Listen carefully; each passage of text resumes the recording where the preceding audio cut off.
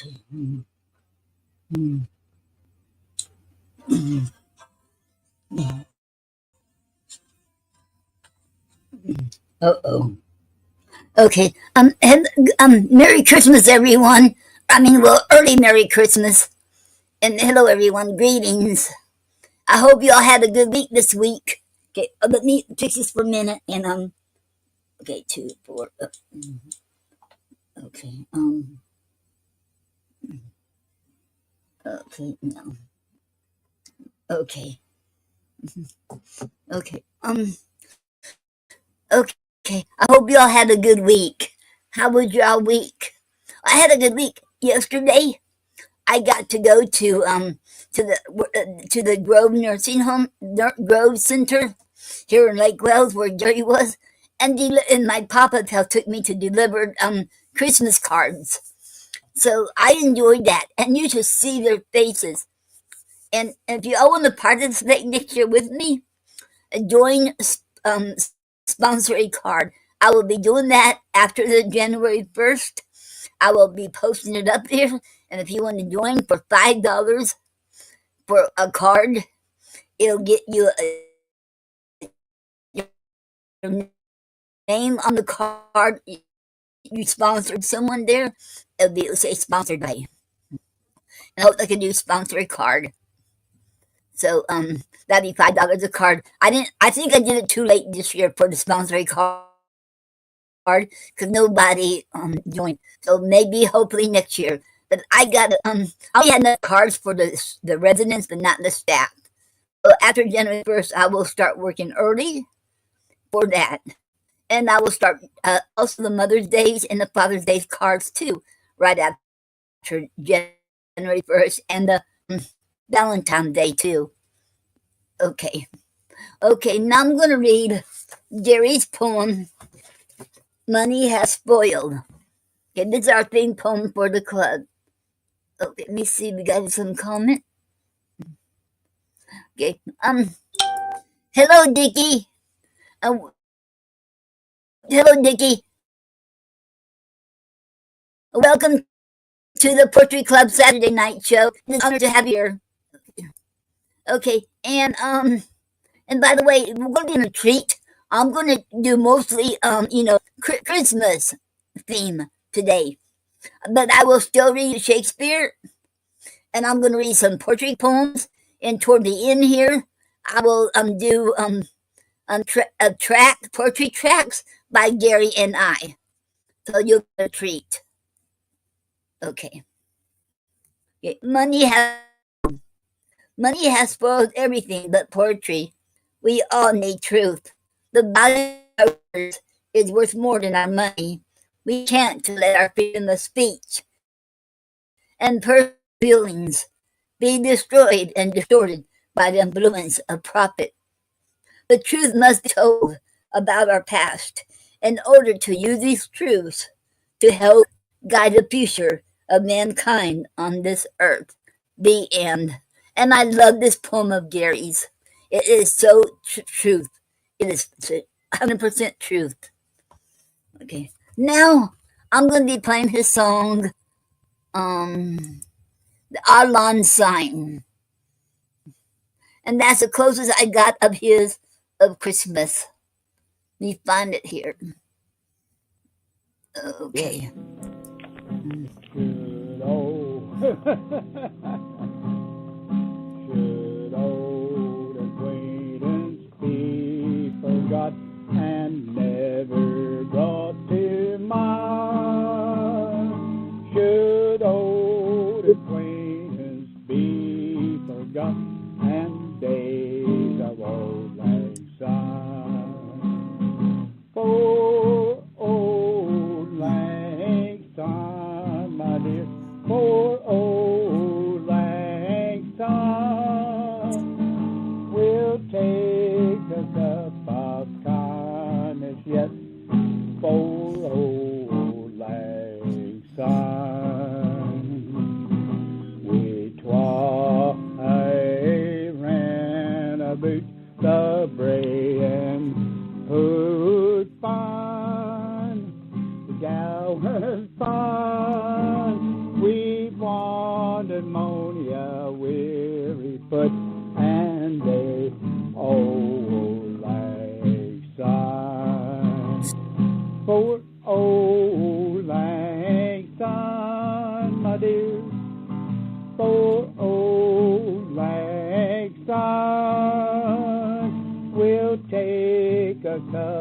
of kindness yet. Poor old lang syne. Okay. There, I did it. Yay! Hey. That was awesome. Thank you, Happy New Gary. Year to you all. Happy New Year Happy to New you Year all. to you. Yeah, we're doing the best we can. That was amazing. We got Gary Thank to sing. you. You're welcome, Okay. honey. Okay. Let me catch you again next week, okay, baby? All right, sweetheart. Thank you so much. All right. Here's Noreen, girl. And I want to say happy birthday to our late brother Dick. Our late brother Lee. Lee, his birthday would be day after Christmas, and I want to wish him a happy birthday. Happy birthday, Lee! I know he's. I hope he's in heaven. I know he's in heaven, and I still want to wish him a happy birthday. Happy birthday, Lee! And he's a year younger than me. I think a year younger. Yeah. And I want to say Merry Christmas and Happy New Year's to all the ones that to our loved ones that we lost that will not be able to be here with us this year. Okay. Okay.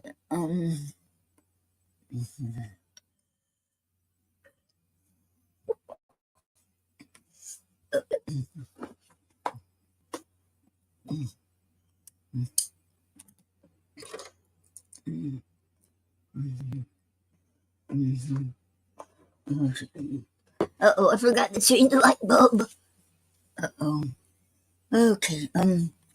Now I'm going to read from The Complete Works of William Shakespeare, Volume 1. And I'm still on King Richard III. We're almost finished with it. Okay, I think another week, I think we'll be finished with it. Then I'll be reading Romeo and Juliet. Okay, we're on Act 4. I'm reading King Richard III. Scene, Act 4, Scene 4. Before the palace, enter Queen Margaret. Let me see.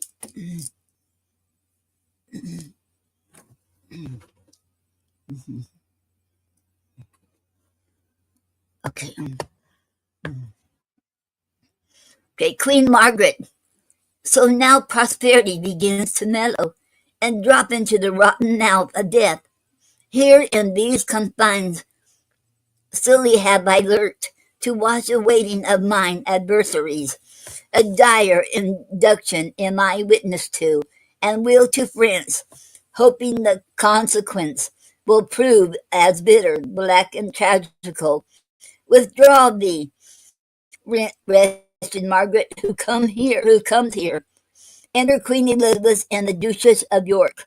Queen Elizabeth, all my young princes, all my tender babies, my unblown flowers, new appearing sweets, if yet your gentle souls fly in the air, and be not fixed in doom perpetual, hover about me with your airy wings,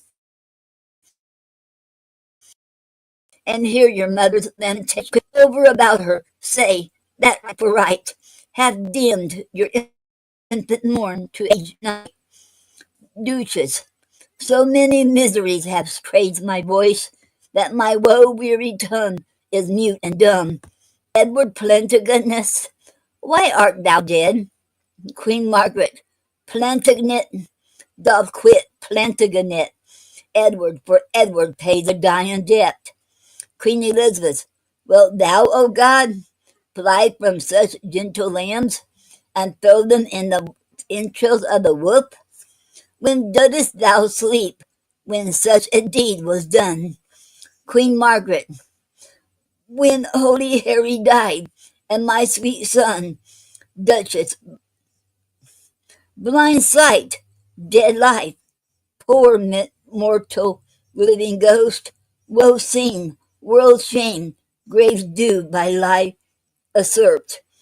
brief abstract and record of tedious days, rest like unrest on England's lawful earth, sitting down, unlawfully made drunk with innocence blood, Queen Elizabeth, that thou wouldst as well afford a grave as thou canst yield a melancholy seat, then would I hide my bones, not rest them here.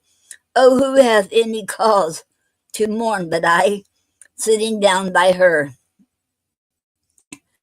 Queen Margaret, if ancient sorrow be most reverend, give mine the benefit of scenery, and let my woes frown on the upper hand. If sorrow can admit society, sitting down with them, tell over your woes again by viewing mine. I had an Edward till a Richard kill him. I had a Harry till a Richard kill him. Thou hadst an Edward till a Richard kill him.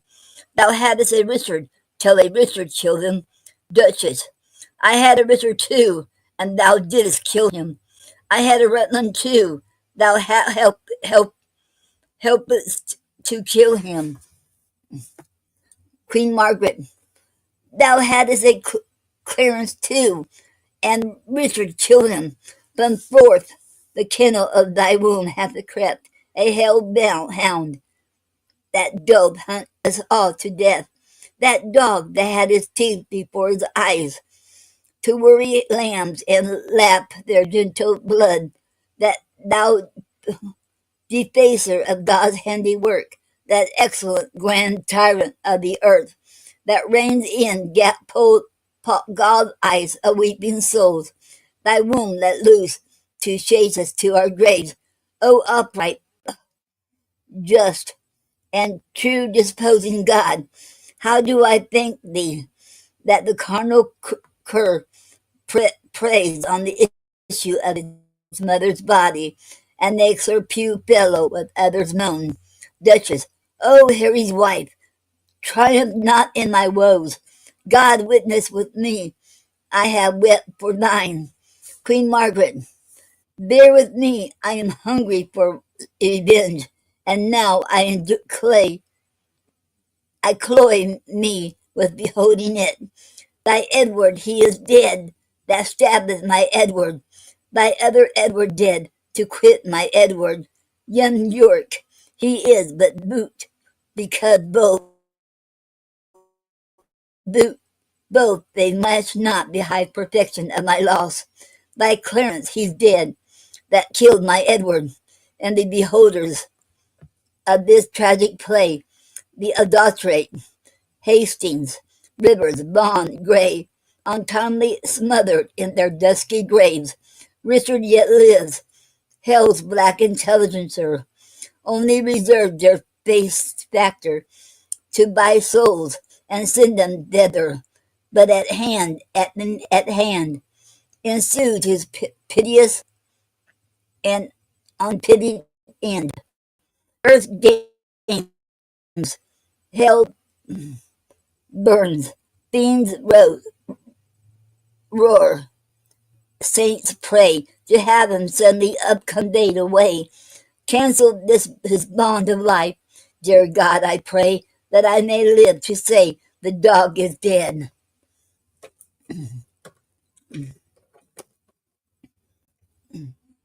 Um,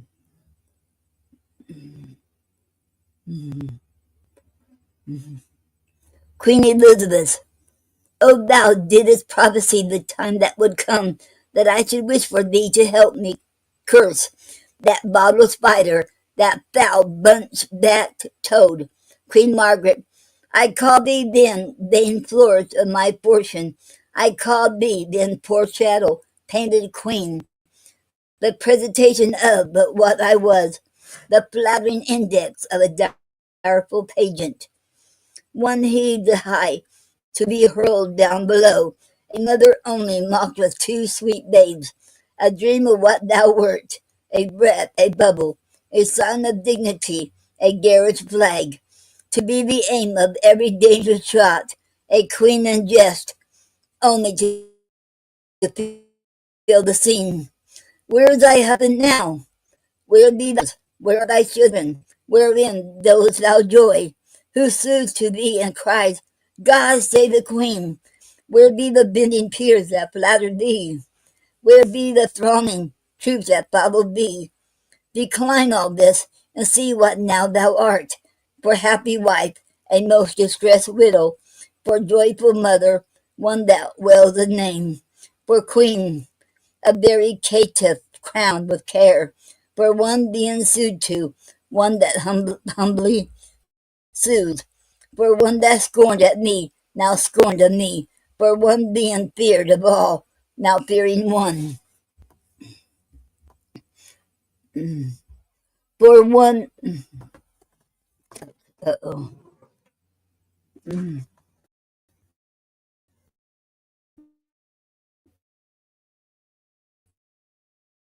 Uh,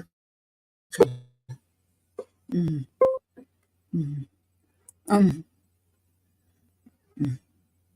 okay, and Melinda said, hi, Noreen and Richard. Hope all is well. Okay, hello, Melinda. Yes, everything is well. Thank you much. Welcome to Club Saturday Night Show. It is an honor to have you here. Thank you, Melinda. Okay, okay. Um,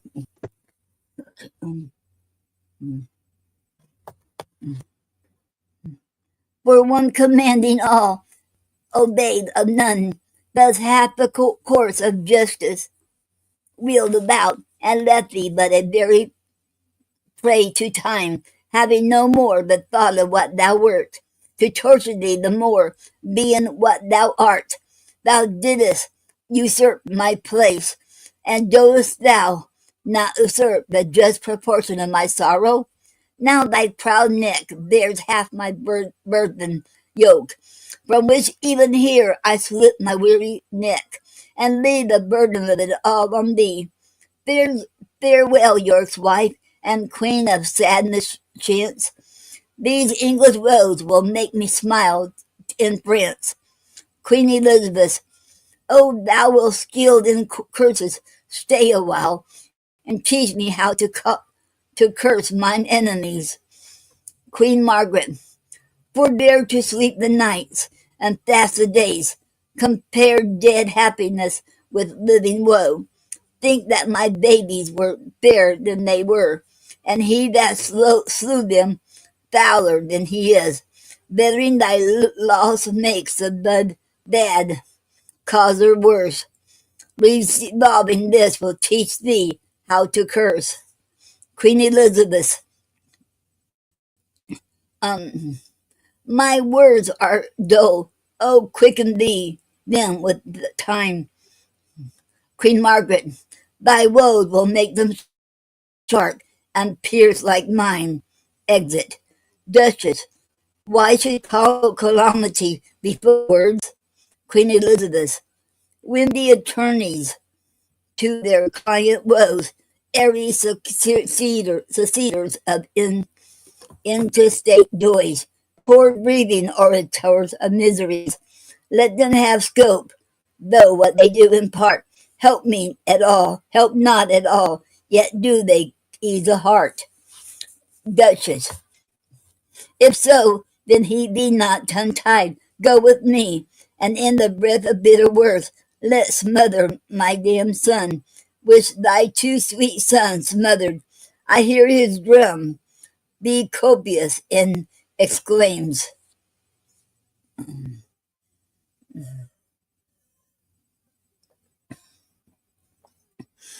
Okay, and um, you're very welcome, Melinda. Okay, how are you doing, Melinda? And how are you doing too, Dickie? Okay. Okay. Enter King Richard. Okay. Enter King Richard, marching with drums and trumpets. King Richard, who intercepts my expedition.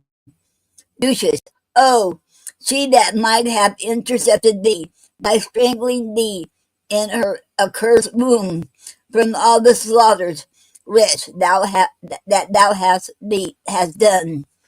Queen Elizabeth, hidest thou that forehead with a golden crown, where should be graven, if that right were right, the slaughter of a prince that owed that crown, and the dire death of my two sons and brothers? Tell me, thou villain slave, where are my children? Duchess, thou toad, where is thy brother Clarence? And little Ned Plantagenet, his son? Queen Elizabeth, where is kind Hastings? Rivers, Vaughan, Grey? King Richard, a florist, trumpets, strike alarum, drums. Let not the heavens hear these telltale women rail on the Lord's anointed. Strike, I say, flourish, alarums. Either be patient and entreat me fair, or with the clamorous report of war. Thus,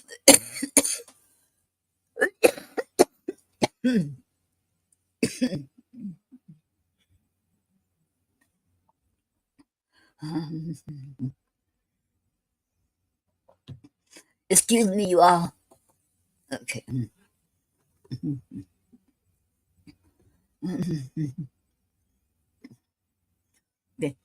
Either be patient and entreat me fair, or with the clamorous report of war. Thus will I drown your exclamations. Duchess, art thou my son? King Richard, I thank God, my father, and yourself. Duchess, then patiently hear my impatience.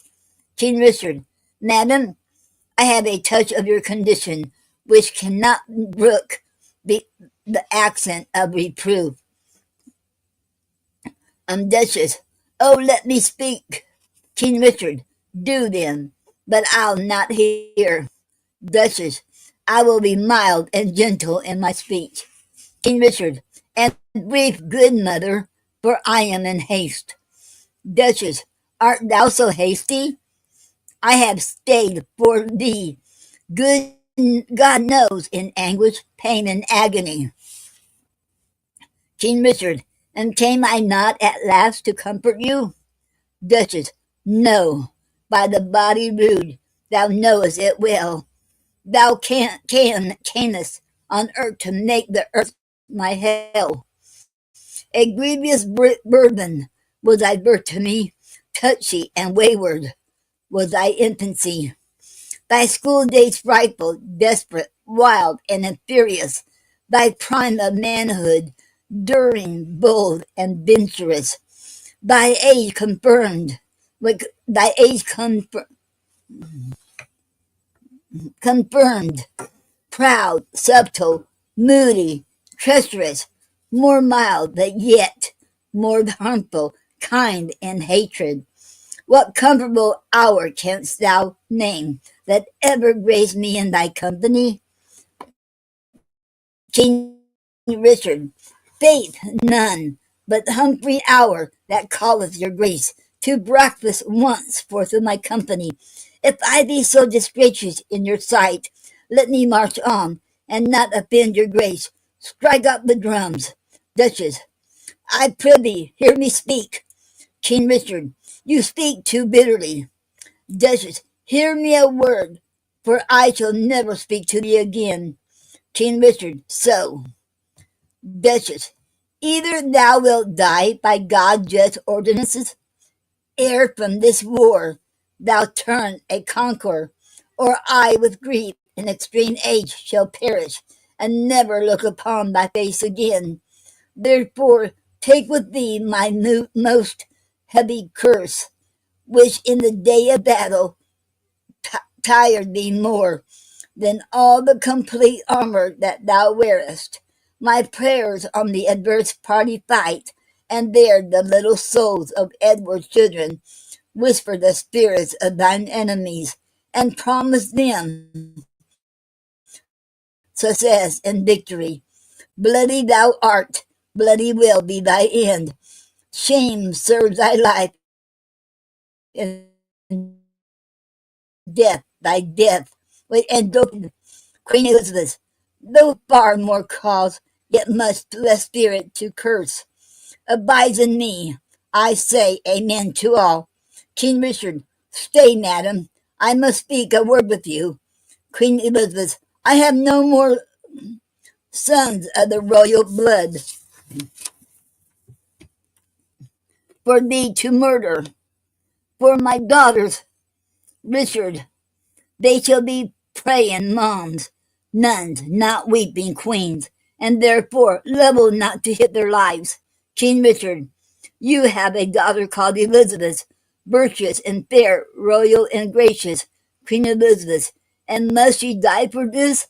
Oh, let her live, and I'll corrupt her manners, stain her beauty, slender myself as false to Edward's bed, throw over her the bill of infamy, so she may live unscarred of bleeding slaughter. I will confess she was not Edward's daughter. King Richard, wrong not her birth. She is of royal blood. Queen Elizabeth, to save her life, I'll say she is not so. King Richard, her life is only safest in her birth. Queen Elizabeth, and only in that safety died her brothers. King Richard, lo, at their births good stats were opposite. Queen Elizabeth, no, to their lives bad friends were contrary. King Richard, all unavoided is the doom of destiny. Queen Elizabeth, true, when avoided grace makes destiny. My babes were destined to a fairer death. If grace had blessed thee with a fairer life, King Richard, you speak as if that I had slain my cousins. Queen Elizabeth, cousins indeed, and by their uncle cousins, of comfort, kingdom, kindred, freedom, life, whose hands serve so ever lance their tender hearts. Thy head, all indirectly, gave the direction. No doubt the murderous knife was dull and blunt, till it was whetted on thy stone hard heart, to revel in the entrails of that my lambs. But thou still use of grief makes wild grief tame. My tongue should to thy ears and name my boys, till that my nails were anchored in thine eyes, and I in such a desperate bay of death, like a poor bark of sails and tackling raft, rush all to pieces on thy rocky bosom. King Richard, madam, so okay.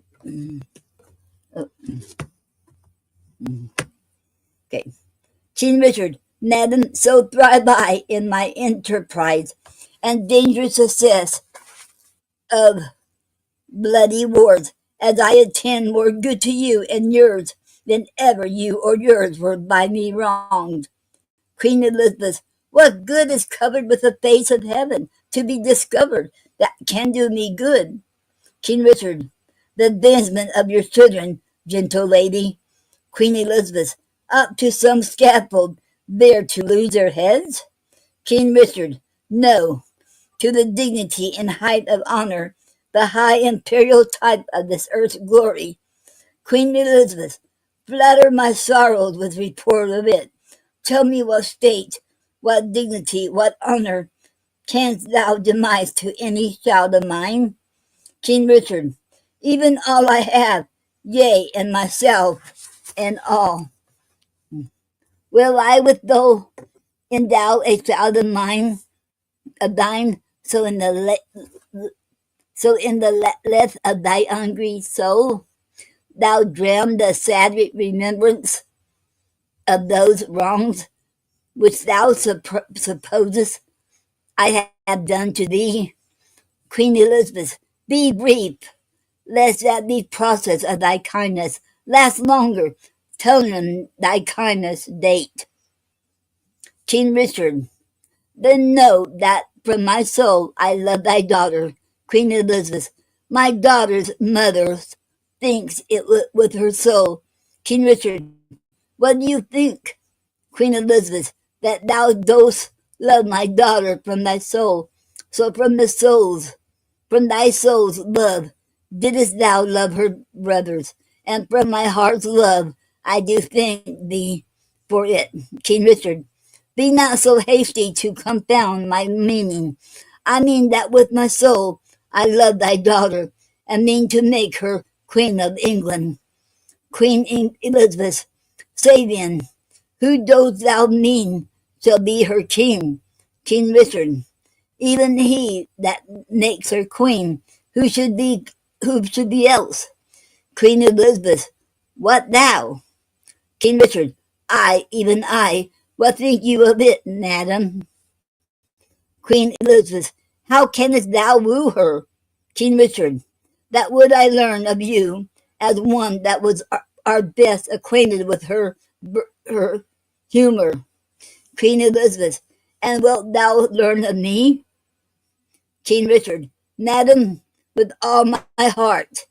Queen Elizabeth, send to her by the man that slew her brothers a pair of bleeding hearts. Thereon engraved Edward and York, then happily she will weep. Therefore present to her, as sometimes Margaret did to thy father, steeped in Rutland's blood, a handkerchief, which, say to her, did drain the purple sap from her sweet brother's body, and bid her dry her weeping eyes therewith. If this inducement force her not to love, send her a story of thy noble acts. Tell her thou madest away her uncle Clarence, her uncle Rivers, yea, and for her sake madest quick conveyance with her good aunt Anne. King Richard, come, come, you mock me. This is not the way to win your daughter. Queen Elizabeth, there is no other way, unless thou couldst put on some other shape, and not be Richard that hath done all this. King Richard, say that I did all this for love of her. Queen Elizabeth, nay, then indeed she cannot choose but hate thee, having bought love with such a bloody spoil.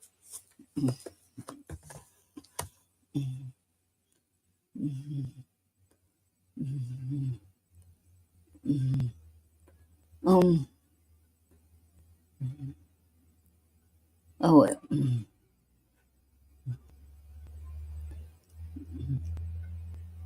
okay. King Richard, look, what is done cannot be now amended. Men shall deal unadvisedly sometimes, which after hours give leisure to repent.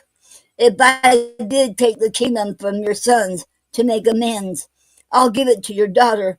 If I have killed the issue of your womb to quicken your increase, I will beget mine issue of your blood upon your daughter. A grandam's name is little less in love than in the doting title of a mother. They are as children, but one step below, even of your metal, of your very blood, of all one pain, save for a night of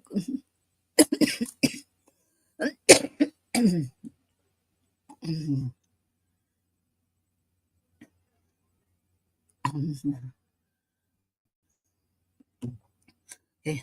Sorry about that, you all.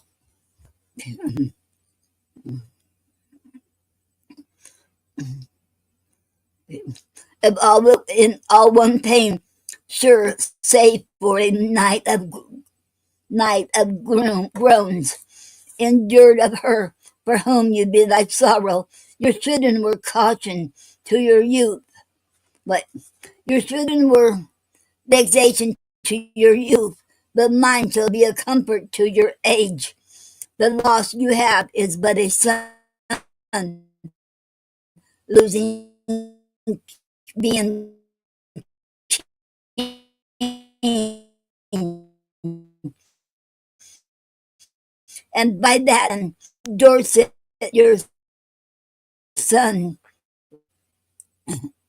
that with a fearful soul leads discontented steps in foreign soul. This fair alliance quickly shall call home to high promotions and great dignity the king that calls your beauteous daughter wife, familiarly shall call thy dearest Dorset brother. Again shall you be mother to a king, and all the ruins of distressful times repaired with double riches of content. What? We have many goodly days to see. The liquid drops of tears that you have shed shall come again, transformed to orient pearl, advantaging their loan with interest of 10 times double gain of happiness. Go, then, my mother, to thy daughter, go. Make bold her bashful years with your experience. Prepare her cats to hear a wooer's, no wait, prepare her ears to hear a wooer's tale. Put in her tender heart the sparring flame of golden sovereignty. Acquaint the princes with the sweet silent hours of marriage joys. And when this arm of mine hath chastised 331, hath chastised the petty rebel, dull-brained Buckingham, bound with triumphant gardens will I come, and lead thy daughter to a conqueror's bed, to whom I will retell my conquest won, and she shall be sole victress, Caesar's Caesar, Queen Elizabeth. What were I best to say? Her father's brother would be her lord? Or shall I say her uncle? Or he that slew her brothers and her uncles? Under what title shall I woo for thee? That God, the law, my honor, and her love can make seem pleasing to her tender years? King Richard, infer fair England's peace by this alliance. Queen Elizabeth, which she shall purchase with still lasting war. King Richard, say that the king which may command entreats. Queen Elizabeth, that at her hands which the king forbids. King Richard, say she shall be a high and mighty queen. Queen Elizabeth, to well the title as her mother doth. King Richard, say I will love her everlastingly. Queen Elizabeth, but how long shall that title ever last? King Richard, sweetly enforce unto her fair life's end. Queen Elizabeth, but how long fairly shall her sweet life last? King Richard, so long as heaven and nature lengthens it. Queen Elizabeth, so long as hell and Richard likes of it. King Richard, say I, her sovereign, in her subject love. Queen Elizabeth, but she, your subject, loves such sovereignty.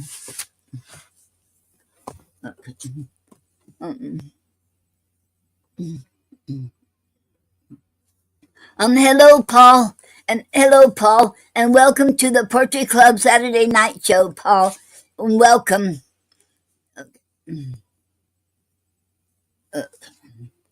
King Richard, be eloquent in my behalf to her, Queen Elizabeth, and on this take speeds best being plainly told. King Richard, then in plain terms tell her my loving tale, Queen Elizabeth. Plain and not honest is too harsh a style. King Richard, your reasons are too shallow and too quick. Queen Elizabeth, oh no, my reasons are too deep and dead. Too deep and dead, poor infants in their grave. King Richard, Harp not on that string, madam, that is past.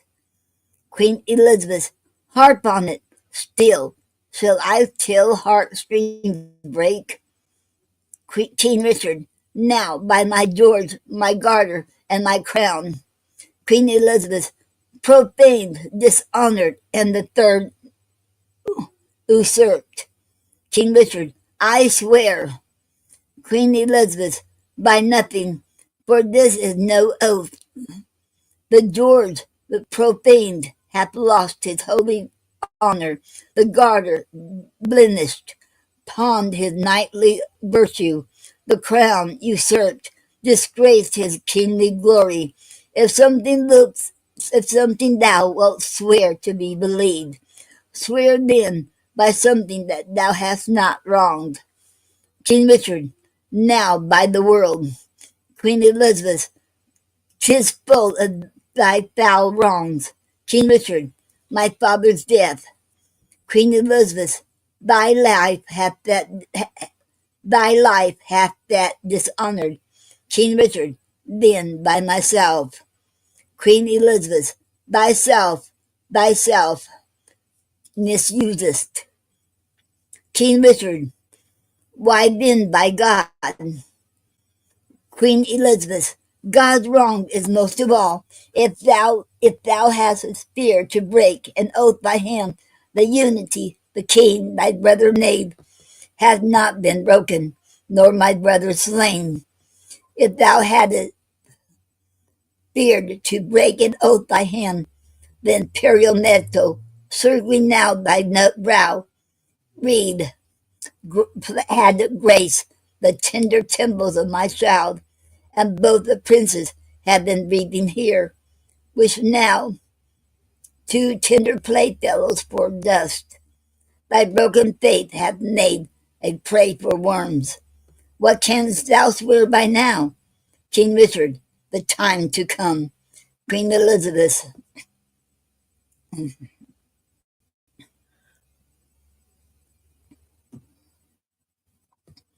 Okay.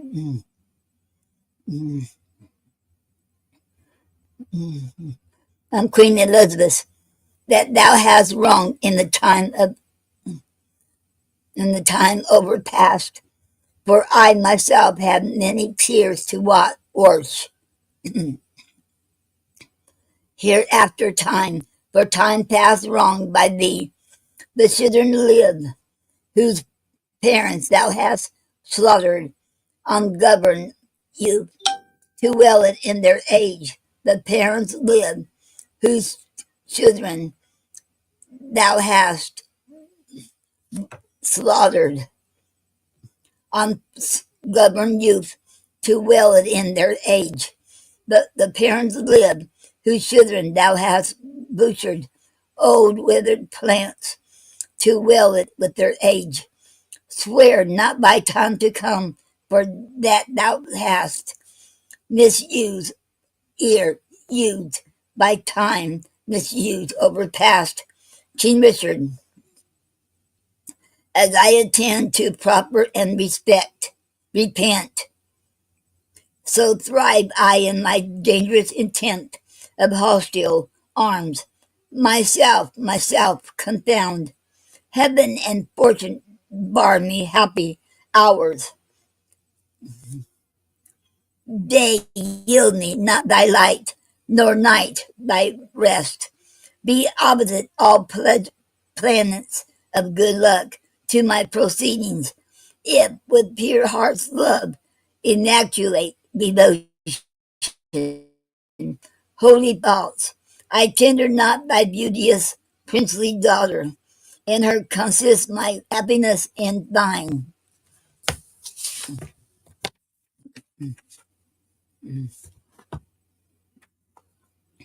Without her follows to this land and me, to thee herself, and many a Christian soul, death, desolation, ruin, and decay.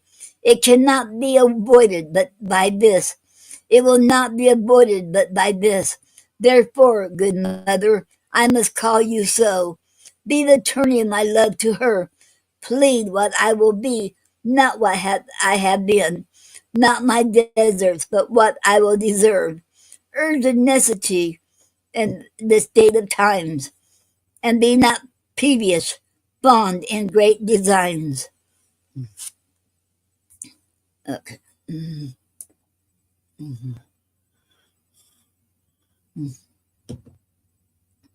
Okay. Okay. We got some comments now. I didn't see. Okay. Let me start at the other. Okay. Okay. The first one. Okay. Hello, Mark, and welcome to the Poetry Club Saturday Night Show. It is an honor to have you here, Mark. How you doing? Okay. Hello, Gina, and welcome to the Poetry Club Saturday Night Show. Okay, how are you doing? And Mark said, "Is cold up here? Wow, it's getting cold in here too, over down here too, but not as cold as you all are. I know that." Okay, and Gina said, "Happy Saturday, happy Saturday to you too, Gina." And Doreen said, "Hi, Noreen. Hello, Doreen, and welcome to the Poetry Club Saturday Night Show. It is an honor to have you here. How you doing, Doreen?" And and Gina said, "Love you too, Gina." Okay. Um, and Gina said, "Freezing, freezing outside Chicago. Wow." And and stay warm, stay in, and try not to go outside, Gina, because I know you told me about that, about your asthma, and I don't want anything happen to you. Be careful and be safe. Okay. And and Mark said, "Great. That is awesome to hear, Mark. I'm glad to hear that." And Doreen said, "Thank you. I have been sick. You're very welcome." Oh no. I'm sorry to hear that you've been sick, Doreen. I pray that you will get that. God will heal you, full recovery. I'm praying for you, Doreen. Get well soon. Okay. Okay. Um. Um. Queen Elizabeth, shall I be? Uh-oh. Shall I be tempted of the devil? Thus, King Richard. If the devil tempt thee to do good, Queen Elizabeth, shall I forget myself to be myself? King Richard. If yourself's remembrance wrong yourself, Queen Elizabeth, but thou didst kill my children. King Richard. But in your daughter's womb I buried them. Where in that nest of spicery they shall breed selves of themselves to your recomforter. Queen Elizabeth, shall I go win my daughter to thy will? King Richard, and be a happy mother by the deed. Queen Elizabeth, I go. Write to me very shortly, and you shall understand from me her mind. King Richard, bear her my true love's kiss, and so farewell. Exit Queen Elizabeth. Relenting fool and shallow, changing woman. Enter Ratcliffe, Casby following. How now? What news? Ratcliffe. My gracious sovereign on the western coast rideth a puissant navy. To the shore throng many doubtful, hollow-hearted friends, unarmed and unresolved to beat them back. This thought that Richmond is their admiral, and there they hold, expecting but the aid of Buckingham to welcome them ashore. King Richard, some light-foot friend, post to the Duke of Norfolk. Ratcliffe thyself or Casby, where is he? Care. Casby, here, my lord. King Richard, fly to the Duke. To Ratcliffe, post thou to Salisbury. Okay. When thou comest thither to Casby, dull, unmindful villain, why standest thou still, and goest not to the Duke? Casby, first, mighty sovereign, let me know your mind.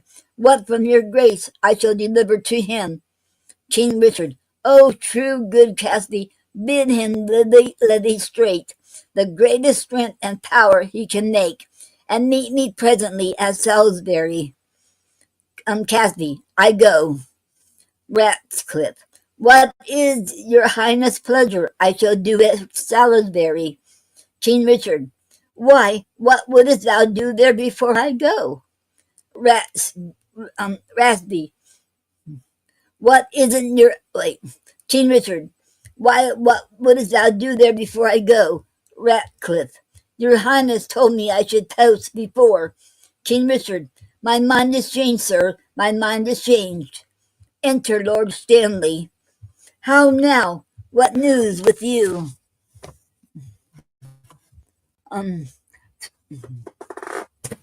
What failed? Uh-oh.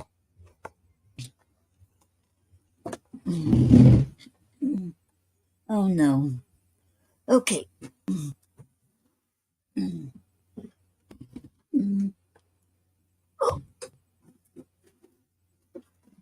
Okay. Okay. Sorry about that, you all. Okay. Okay. Um.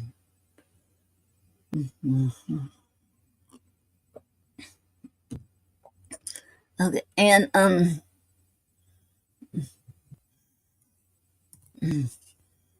And Doreen said thank you.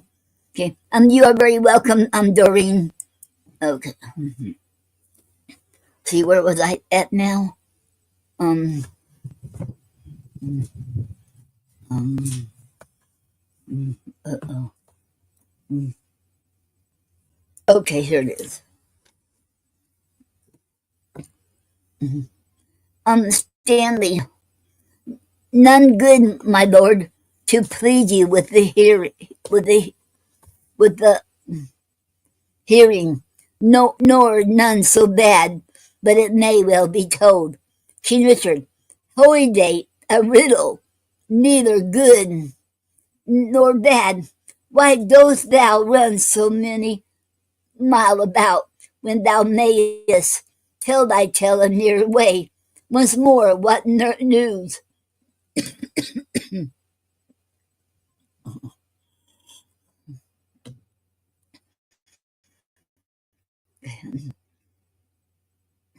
Stanley, Richmond is on the seas.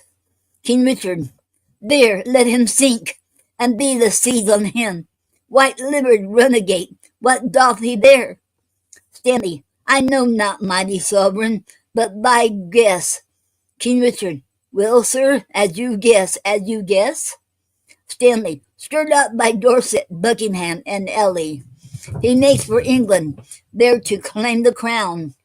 King Richard, is the chair empty? Is the sword unswayed?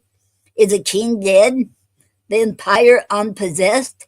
What heir of York is there alive but we? And who is England's king but great York's heir? Then tell me, what doth he upon the sea? Stanley, on this for that, my liege, I cannot guess. King Richard, on this for that he comes to be your liege? You cannot guess wherefore the Welshman comes.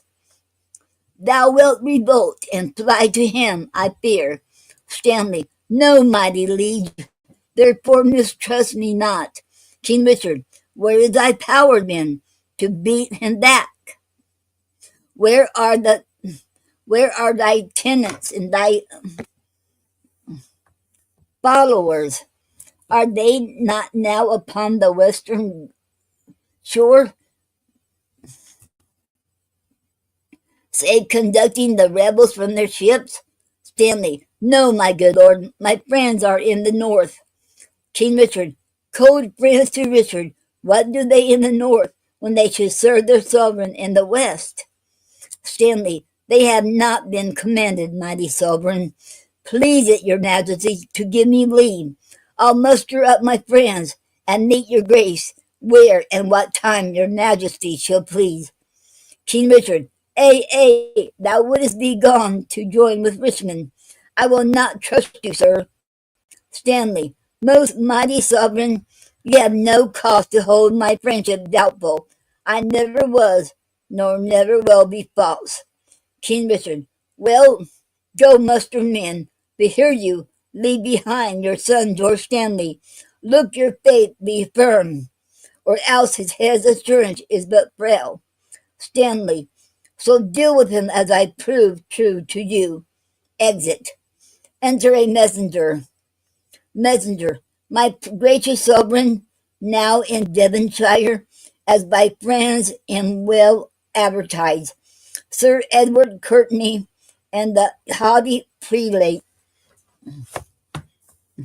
Bishop of Exeter, his brother there, with many more confederates, are in arms. Enter another messenger. Second messenger. My liege in Kent, the Guildfords are in arms, and every hour more competitors flock to their aid, and still their power increases. Enter another messenger. Third messenger. My lord, the army of the Duke of Buckingham, King Richard. Out on you, owls! Nothing but songs of death? He striketh him. Take that, until thou bringest me better news. Third messenger. The news I have to tell your majesty is that by sudden floods and fall of waters, Buckingham's army is dispersed and scattered, and he himself wandered away alone, no man knows whither. King Richard. I cry thee mercy. There is my purse to cheer that blow of thine. Hath any well-advised friend proclaimed reward to him that brings ye traitor in? Third messenger. Such proclamation hath been made, my liege. Enter another messenger. Fourth messenger. Sir Thomas Lovell and Lord Marquis Dorset. 'Tis said, my liege, and Yorkshire are in arms. Yet this good comfort bring I to your grace. The Britain navy is dispersed by tempest. Richmond in Dorsetshire sent out a boat unto the shore to ask those on the banks if there were his assistance, yea or no. Who answered him, they came from Buckingham. Upon his party, he mistrusting them, hoisted, sad, and made away for Brittany. King Richard, march him, march on, since we are up in arms, if not to fight with foreign enemies, yet to beat down these rebels here at home. Re-enter Casby,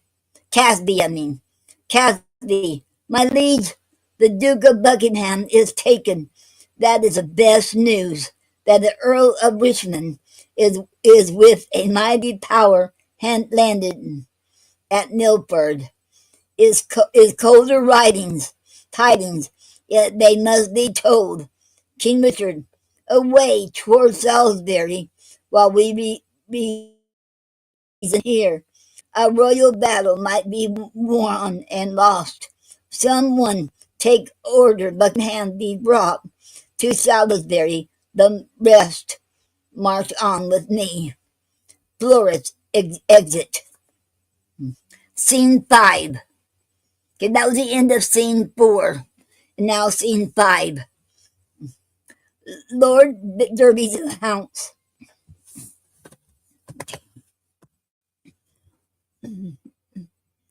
uh, okay. Enter Derby and Sir Christopher Earthwick. Derby.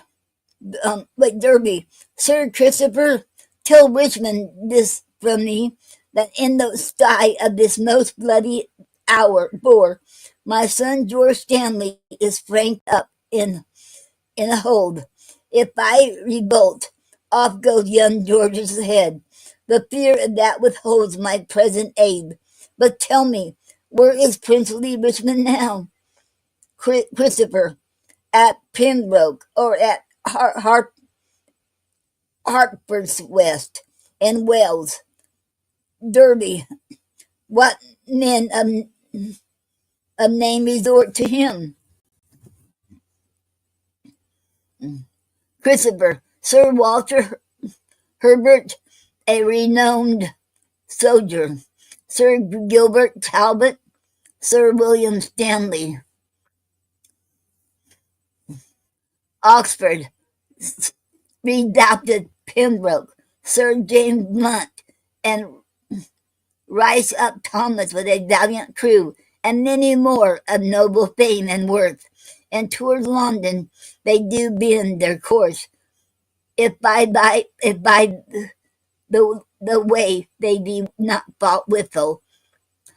Derby, return unto thy lord, commend me to him, tell him the queen hath heartily consented, he shall espouse Elizabeth, her daughter. These letters will resolve him of my mind. Farewell. Exit. And that was the end of scene 4. No, I mean end of scene 5. And that was the end of Act 4 too. And I will read Act 5 next Saturday. And I think and that will be I'll read Act 5 next Saturday, and that will be the last of it, of the King Richard III. That'll be the final one part. Okay. And I have been reading from The Complete Works of William Shakespeare, Volume 1. Okay. Okay.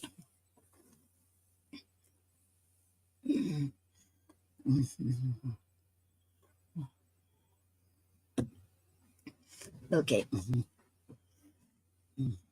Excuse me, you all.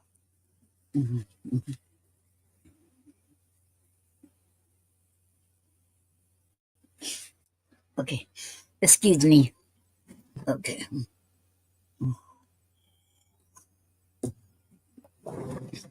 Okay.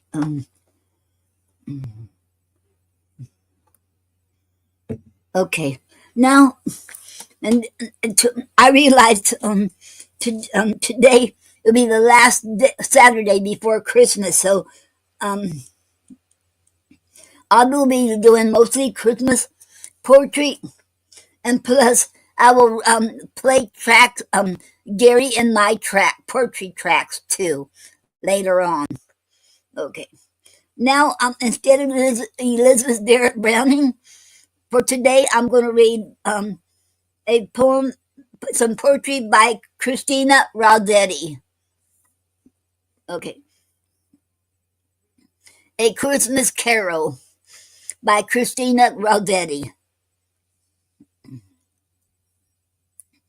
In the bleak midwinter, frosty wind made moan. Earth stood hard as iron, water like a stone. Snow had fallen, snow on snow, snow on snow, in the bleak midwinter long ago. Our God, heaven cannot hold him, nor earth sustain. Heaven and earth shall flee away when he comes to reign. In the bleak midwinter, a stable place sufficed, the Lord God Almighty Jesus Christ. Enough for him whom cherubim worship night and day. A breastful of milk and a manger full of hay. Enough for him whom angels fall down before. The ox and ass and camel which adore. Angels and archangels may have gathered there, cherubim and seraphim thronged the air, but only his mother, in her maiden bliss, worshipped the beloved with a kiss. What can I give him, poor as I am? If I were a shepherd, I would bring a lamb. If I were a wise man, I would do my part. Yet what can I give him? Give my heart. The end. And that was a poem, A Christmas Carol by Christina Rossetti.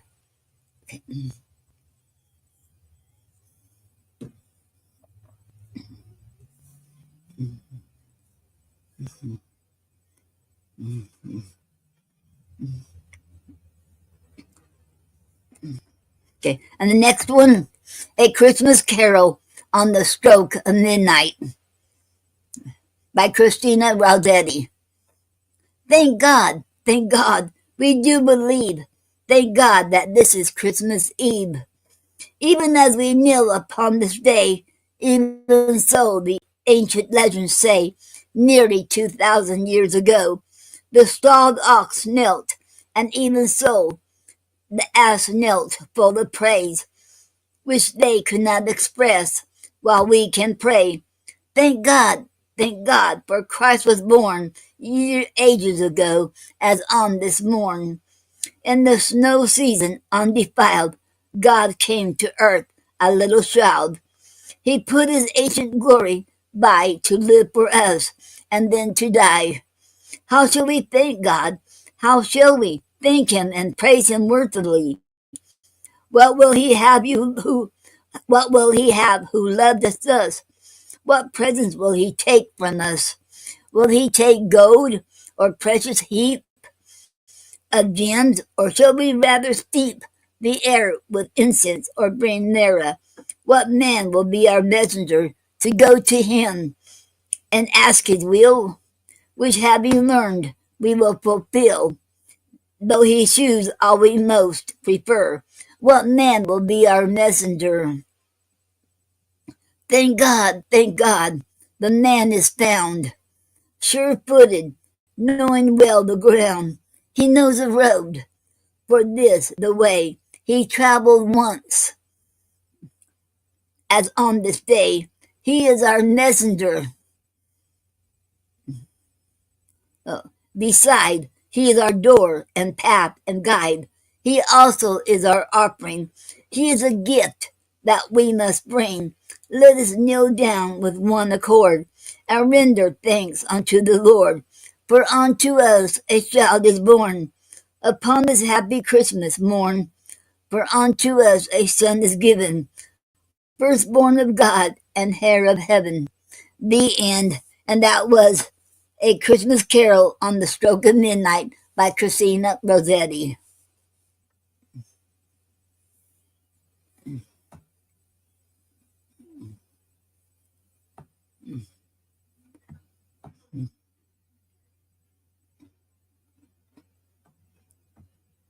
And the next one is called Christmas Tide by Christina Rossetti. Love came down at Christmas. Love, all lovely, love divine. Love was born at Christmas. Star and angels gave the sign. Worship we the Godhead, love incarnate, love divine. Worship we our Jesus. But wherewith for sacred sign? Love shall be our token. Love be yours, and love be mine. Love to God and all men. Love for plea and gift and sign. The end. And that was Christmas Tide by Christina Rossetti. Okay.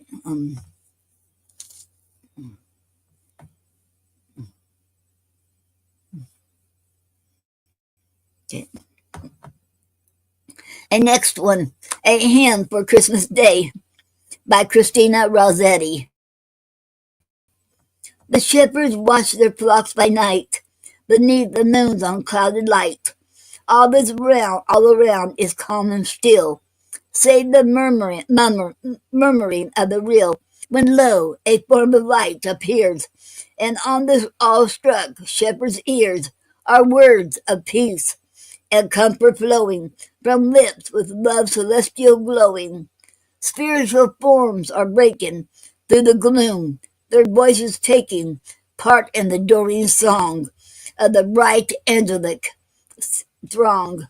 Wandering the shepherds bend their steps to Bethlehem, and wend to a poor and crowded inn. Trembling their way, they wend to the stable where they find the Redeemer of mankind. Just born into this world of danger, lying in a humble manger, and they spread abroad each word which that joyful night they heard, and they glorified the name of their gracious God, who came himself to save from endless woe the offspring of this world below. The end. Okay. And that was a hymn for Christmas Day by Christina Rossetti.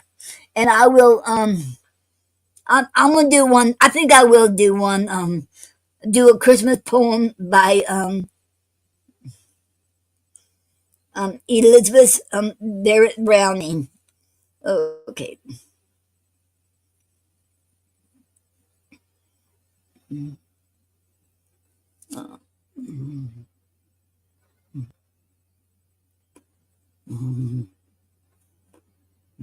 Wait, that's not it. Um,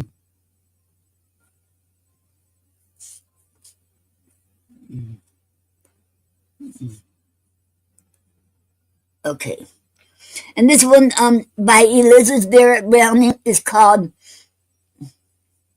Christmas Gifts. Okay. Christmas Gifts by Elizabeth Barrett Browning. 1.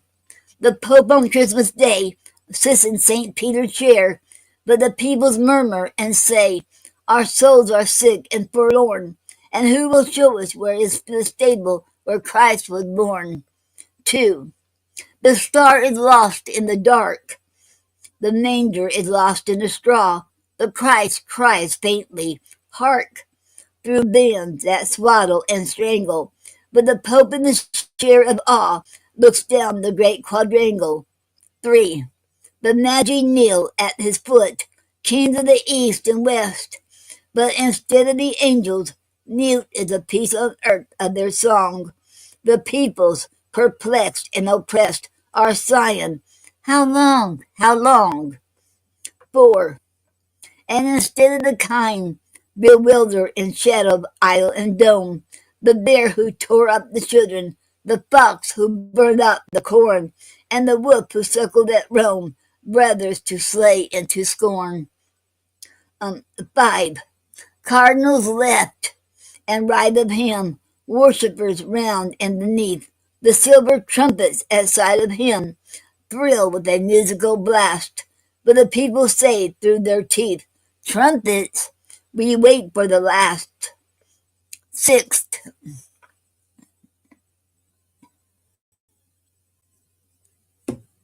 sixth, he sits in the place of the Lord and asks for the gifts of the time, gold for the haft of a sword, to win back among a verse, incense to sweeten a crime, a mirror to embitter a curse.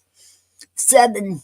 Then the king of the west said, good, I bring thee the gifts of the time, red for the patriot's blood, green for the martyr's crown, white for the dew and the rime, when the morning of God comes down. 8. O mystic, tricolor bright, the Pope's heart quelled like a man's. The cardinals froze at the sight, bowing their tonsures hoary, and the eyes of the peacock fans winked at the alien glory. And 9. But the peoples exclaimed in hope, now blessed be he who has brought these gifts of the time to the Pope, when our souls were sick and forlorn, and here's a star we sought to show us where Christ was born. The end. And that was Elizabeth Barrett Browning's poem, Christmas Gifts. Okay.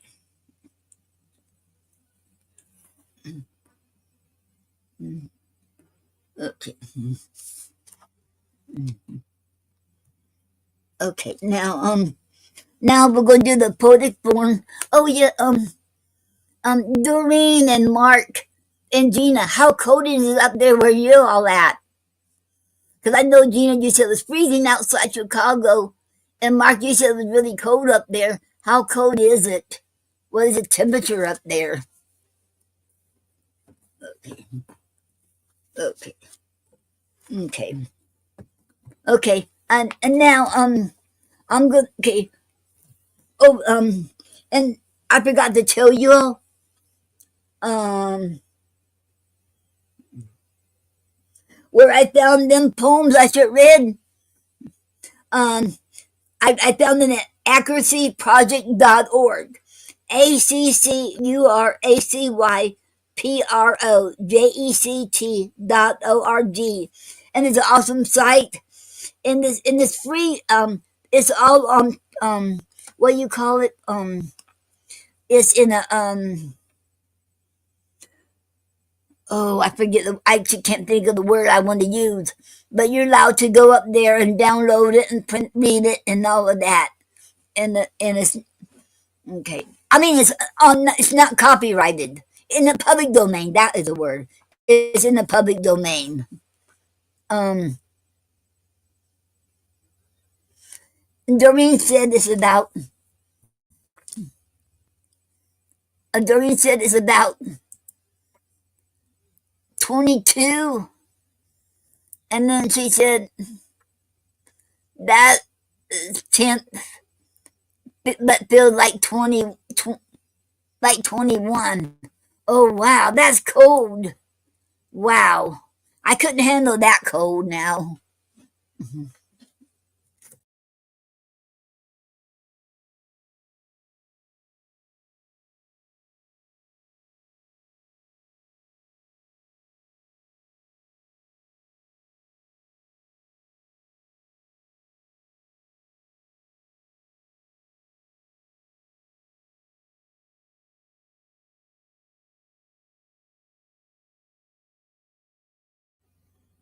Okay, here it says it's 53 here, but to me that is cold. But where you are at, that is really, really cold. So I couldn't handle y'all cold up there. Wow, that is cold, cold. Whoa. Okay, y'all be careful. And Doreen said last week it was -5. Oh no, that is freezing, freezing. Wow.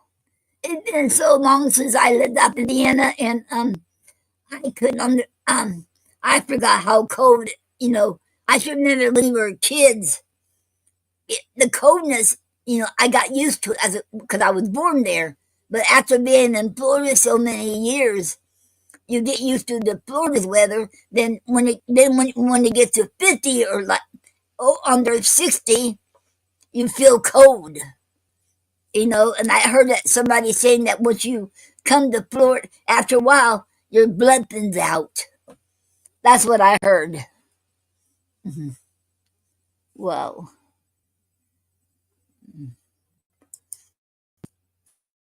And Doreen said, yeah, it gets cold. I know, I believe that.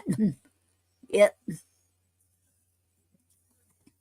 Okay, and today's a poetic form. I found this on shadowpoetry.com. Okay. Sonnet. Okay. Anera M. Anderson created the Shadow Sonnet. It can be written any sonnet style. The shadow takes place at the beginning and end of and takes place at the beginning and ending of each line, as the words are identical or homophonic. And the shadow sum is 14 lines and 9 or 10 syllables per line. The poem should have a volta, and iambic pentameter is not necessary. I would like to write a shadow sum. I'm gonna see if I can write one this week. If I get a chance, I would like to try that. That sounds really cool to write. I found that on shadowpoetry.com. And today's word is about heart. And I'm doing something different. Um, okay, I have received an email from wordsmart.com, and there was a um and and they sent me this article about the word hark, and the woman named the writer is Rachel Gritch.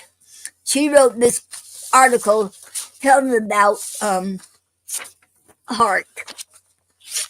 Okay, she did her research, and this is very interesting about the word hark. Okay.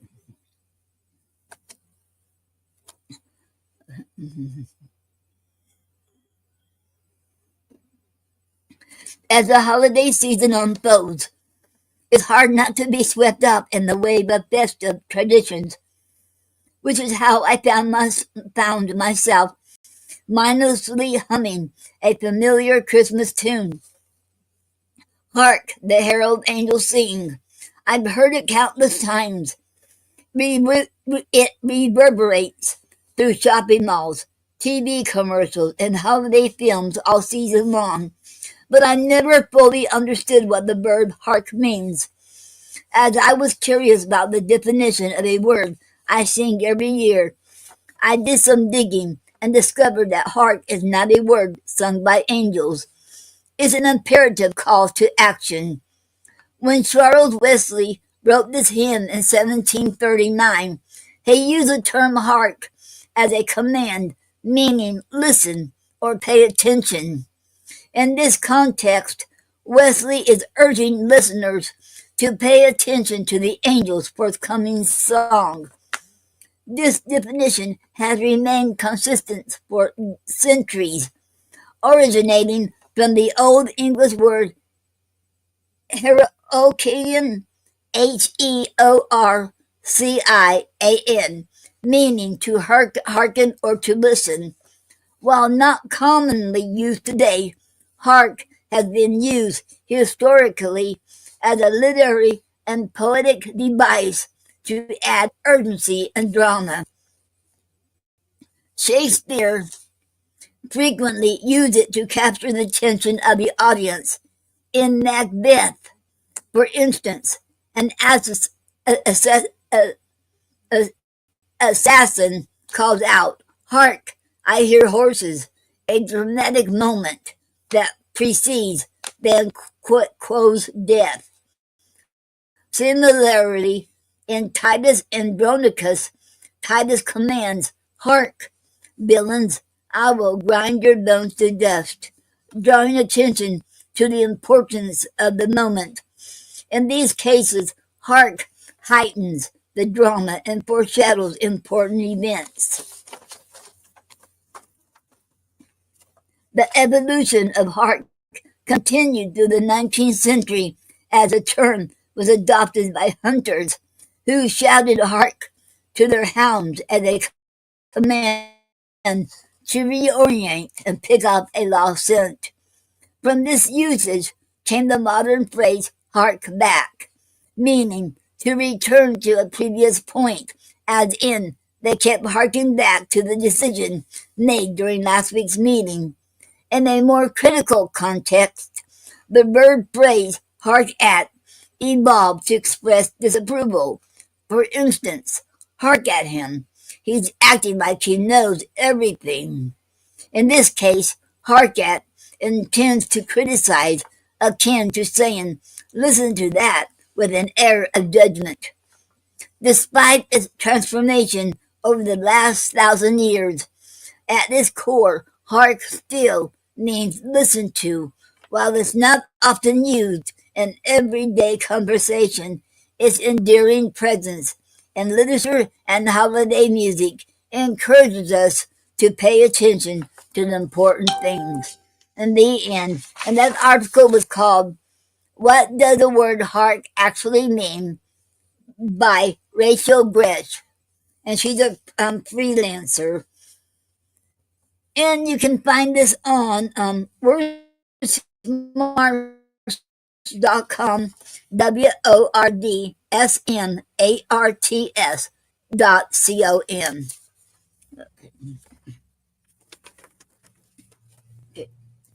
And and the shadow sonnet you can find. I forgot to tell you, you can find that on um, shadowpoetry.com. SHADOWPOETRY.com. Okay. Okay. Now I'm gonna play some recordings now. Okay, let me find it. Okay, I'm gonna have to get my other glasses on. Okay. Okay.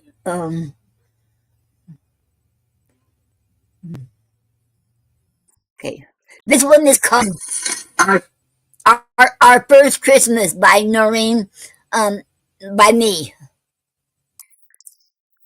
Christmas by Noreen.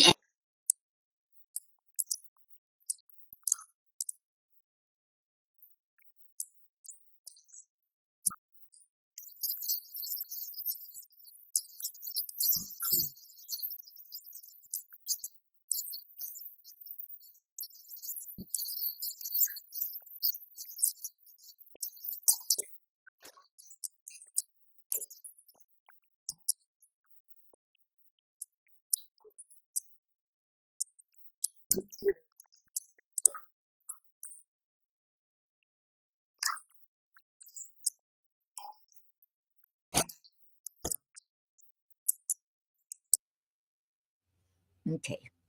That was me reciting my poem the our first Christmas. Our first Christmas. And next one would be my poem Christmas for All by me.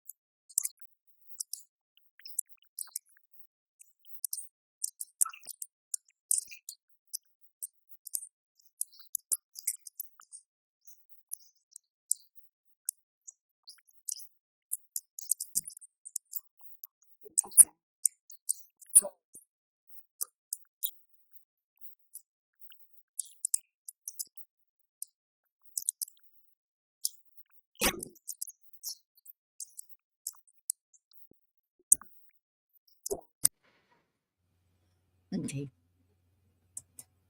Okay, and that was my poem Christmas for All. Okay, now Gary's gonna read three short. This is a track of his three short poems. Well, Okay. since Mr. Dodd hadn't heard one, I thought I did it before, but I'll do it again. Okay. It's called a death. It's 10 lines long. It's not a double. One death. A heart stops. Someone is sad. We shall gather round to bless and bury him. Life goes on. We cannot stop. We comfort the sad for a year. There's still a lot of life for our friends we love. Yet some don't know it till a death. End poem. Wow. Honey, that was awesome. Well, thank you. You are very welcome. I have a couple of haikus. Should we call in later to do those? Do you want to? I could do it. One of those to repeat too, because I like it. Okay. Okay. This haiku is called Our Babies, Our Children. Okay, here we go. gown, wings, flowing hair, pretty face halo that glows, our angels on earth.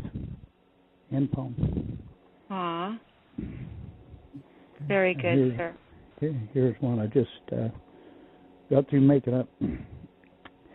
It's a haiku, and I haven't named it. I could name it Amor or something like that. Okay, it says, she said, I like it. Will you look at me like that? He said, I love you. End poem. Oh. Awesome.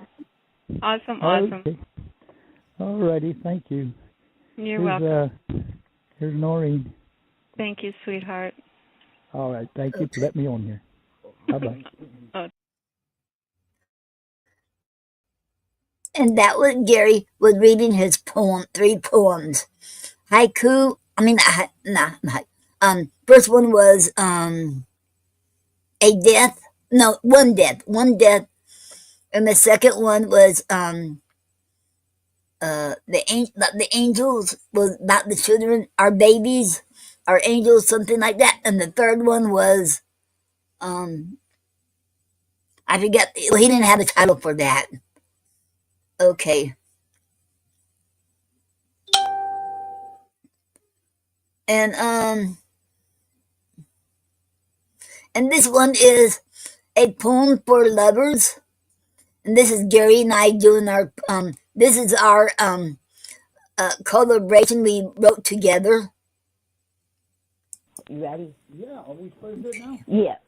Okay. And this is called A Poem for Lovers. Okay. Give me a gentle touch, and I'll give you rhythm. You needed me. Give me music, and I'll give you song and dance. You don't know me. Give me a tantalizing smile, and I'll give you a kiss of flame. And I'll be happy, and I'll give you the same. Give me your Cupid arrow, and I'll give you my heart of true love. Welcome to my world, girl. Give me your sweet lips, and I'll give you a kiss of fire. You make me scared of life, but I'll take you for my wife. Give me an evening, and I'll give you a paradise of heaven that you won't forget. A promise of love should be one that no one ever forgets. End of poem. End of poem. Okay. And that was our poem. Okay. Called A Poem for Lovers that we wrote together, our collaboration. Okay. And this one is we wrote we were reading our poetry. Gary's birthday, we did it in the evening time. I've been wanting to do this for about a week, and I told him let's do this on your birthday. And I know he wasn't feeling good, but he still did it. And we did a podcast called Poets Talk with Gary and Noreen Snyder, and we recorded it. It's about 37 minutes, and I put it on YouTube, and I will be putting on Facebook when I get the chance. Hopefully after the show. Cool. Yes, yes, and I hope he didn't mind. But I mentioned the Speakeasy Cafe on our commercial break, and. Oh, how dare you do that? What were you thinking, woman? I was mentioning you and Michael Quigg, and then I mentioned One Sapien and Roy here for the beer for sponsoring the show and all that. We love you so much, honey. Okay, thank you, and we love you all too. You're welcome. Okay, do you have time for me to read 2 poems? Please, yes. Okay. This first one is for Gary it's called For Your 72nd Birthday. Another year just gone by, and you made it to see your 72nd birthday. Just a little bit older, a little bit wiser, and more love for me. You came a long ways, my teddy bear, darling sweetie. Now you can say at 72, you are a published author. That is an accomplishment. Well-loved and well-respected man, published author and poet. I am so proud of you. I am honored to be with you on your 72nd birthday. All I have for you are the special poem, a chocolate cake I baked just for you with ice cream and beer bread with baked pork chops. And the most important of all is all my love for you forever and more. And that is enough for you. May God bless us to see more birthdays together in good health. I believe, you believe, we believe that 2015 is our year in all ways around. So I just want to wish you a very happy birthday and a lot more to come, with kisses and hugs with all my love. And I love you, my darling. Happy birthday, darling. The end. Okay, beer, bread, and pork chops. Yes. I had that Nothing for in the supper world and says close love like call. beer, bread, and pork chops. Yep. Might actually be true.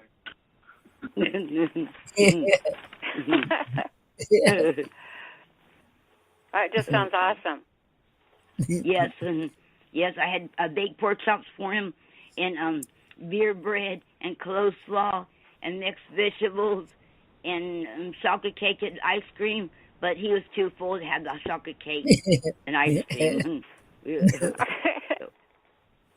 Okay, and the next one, well, March the 1st is a National Pig Day, and I wrote a poem called a pig named Sonnet. Okay. There once was a pig named Sonnet who lives behind the house, the smartest pig alive, and she will connive you into reading her a poem. Don't give in to her request. Make her earn it diligently. Get her to stand on her hind legs. Give her an egg. Make her beg for you to read her a poem. How do I know what to read, you asked? Oh, you should know by her name. If you don't read her a sonnet, oh, have mercy on you.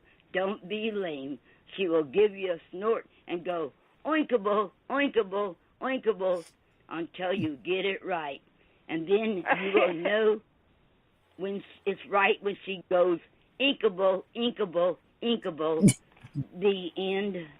Oh, my God, you are so awesome. That was great. You. You are such a silly girl, Noreen. We love you so much. Okay, thank you. You're Okay. welcome. I wonder if Okay. anyone's written a sonnet about a pig before, or to a pig. I have no idea. Me This either. wasn't a sonnet. I didn't write it as a sonnet. I called her name was Sonnet. But it didn't Oh, become really? a sonnet. Yes, that was her name. Now, I Sonnet. want a pig named Sonnet. I should have named my kitten Sonnet instead of a demon name. I bet if I named my kitten after a poem, it would have been sweet. Yeah, we got a cat, a kitten. We call him Potpourri. Oh, really? I didn't know that. Do you really? Yes, we got one Potpourri. He is gray looking, and then we got a black one we call Raven from Edgar Allan Poe. The Raven, call him or her a Raven, and the white one and the black one is called Snowball. Aw, that's sweet. And Potpourri is very special because Potpourri, they all grow wild. They was born wild, and Potpourri is the only one we could really actually pet, and it'll come to us. But the other two will run away. We'll die. But they'll come in here, and Snowball will get on Gary's, put her paws up there. But when he tries to pet her, she'll run. But it's neat. Mm-hmm. Okay. That's awesome. Mm-hmm. Okay. No, I named mine after demons, and that's what they act like. Well, they are yours. Well, yeah, but still. They're still, yeah. Yeah, okay, fine. Anyway, so, Noreen, is Gary going to read? You got one? Oh, yes, he got something. Okay. Okay.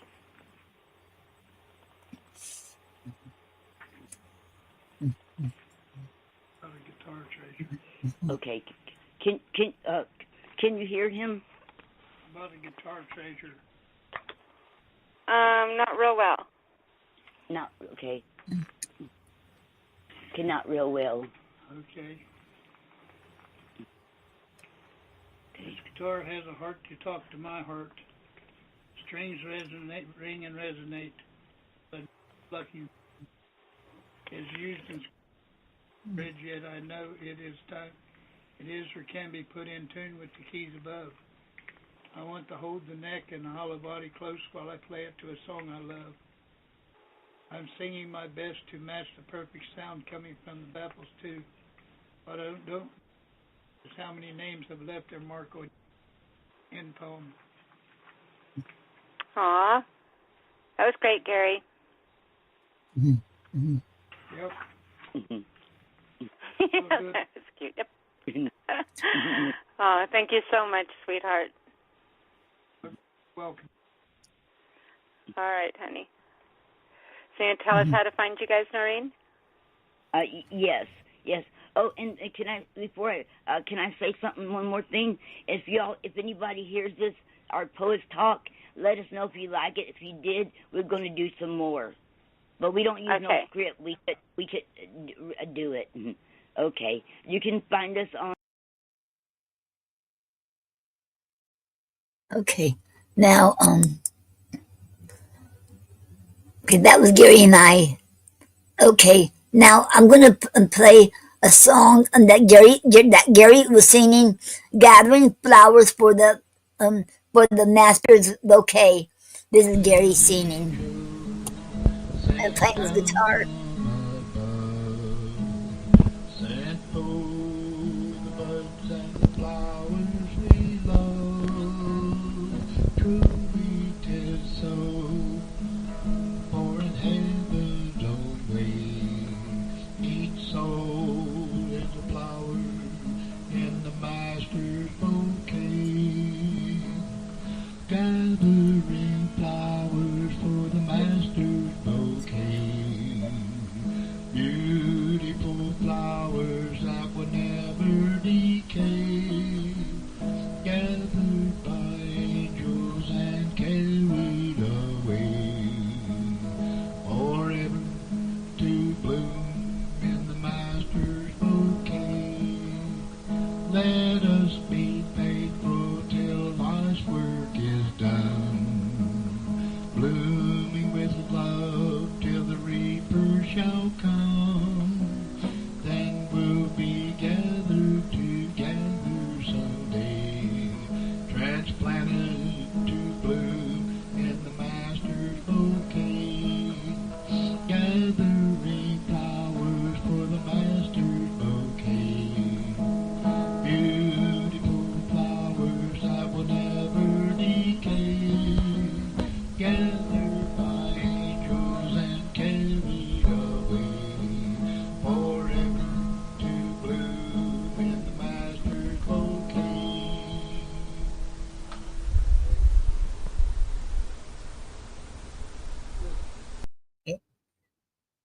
And that was Gary singing, "Gathering Flowers for the Master's Bouquet." For the Master's Bouquet. Okay.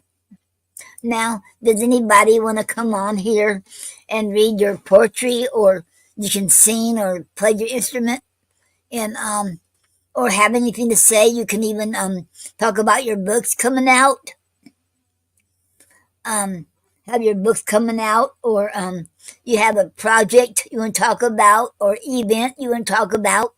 Whatever you want to talk about, you can come on here. Anybody interested? Let me get the okay.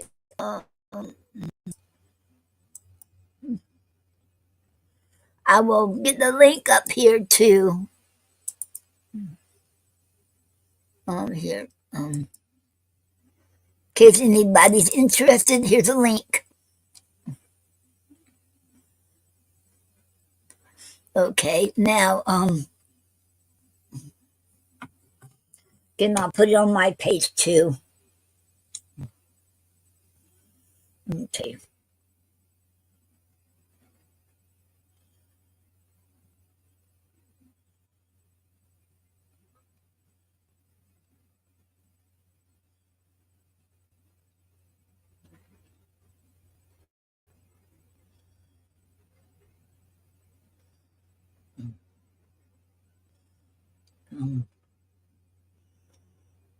Okay. The,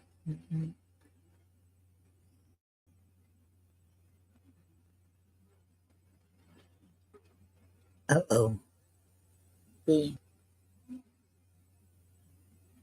6J. The, um. Okay. The 6J. The, wait. Um. T8.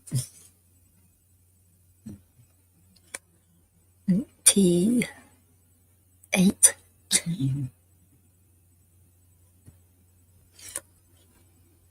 XP3. B6.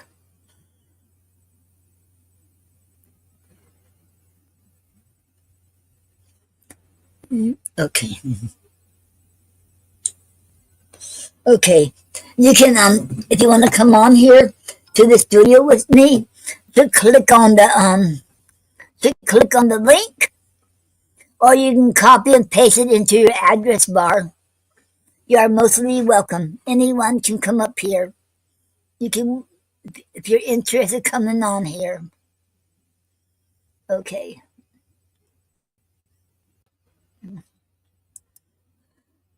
Okay. So while I'm waiting for anybody to come on here, I do have announcements. Okay. Oh wait, I lost a tape. Okay. Hold on for a minute. Okay. And um well, okay,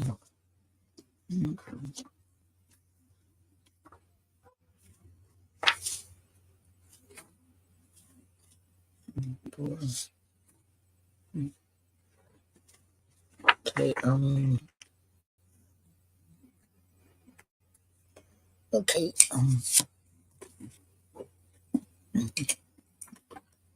okay, and okay, okay,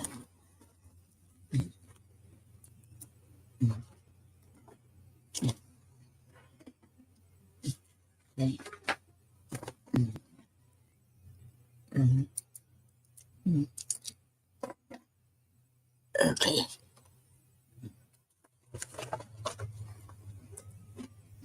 okay. William S. Peters Sr. Um,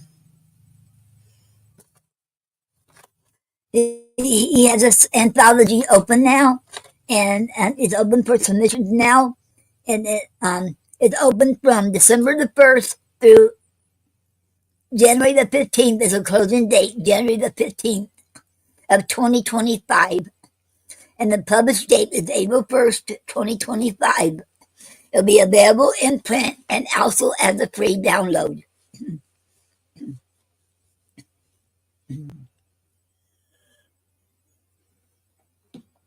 Okay.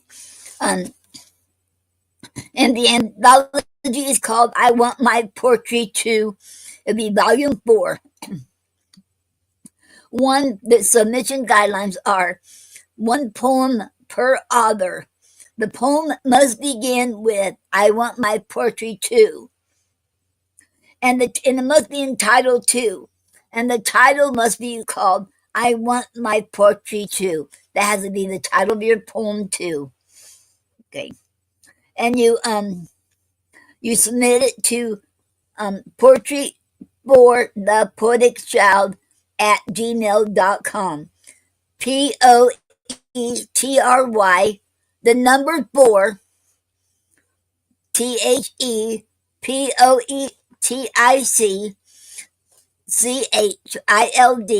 at gmail.com. The poem must be single spaced.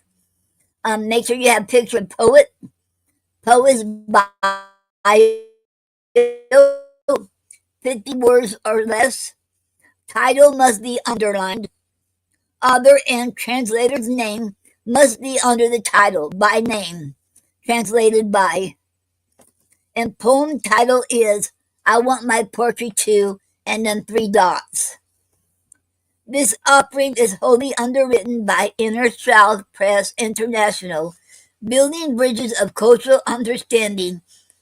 You can innerchildpress.com, INNERCHILDPRESS.com.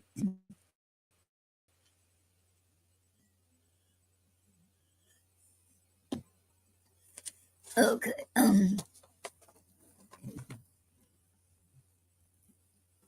And the closing date is January the 15th, 2025. Not many days left either to do it. Okay. And